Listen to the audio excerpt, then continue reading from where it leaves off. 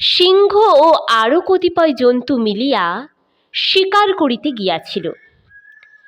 তাহারা নানা বনে ভ্রমণ করিয়া অবশেষে এক বৃহৎ হরিণ শিকার করিল। ভাগের সময় উপস্থিত হইলে সিংহ কহিল, তোমাদিগকে ব্যস্ত হইতে হইবে না, আমি যথাযোগ্য ভাগ করিয়া দিতেছি।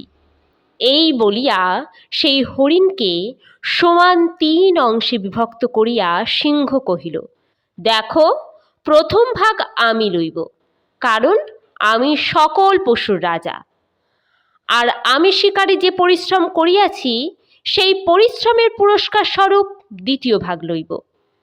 তৃতীয় ভাগের বিষয়ে আমার বক্তব্য এই, যাহার ক্ষমতা থাকে সে লোক।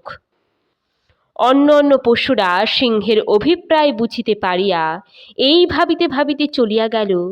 প্রবল লোকেরা স্বার্থপর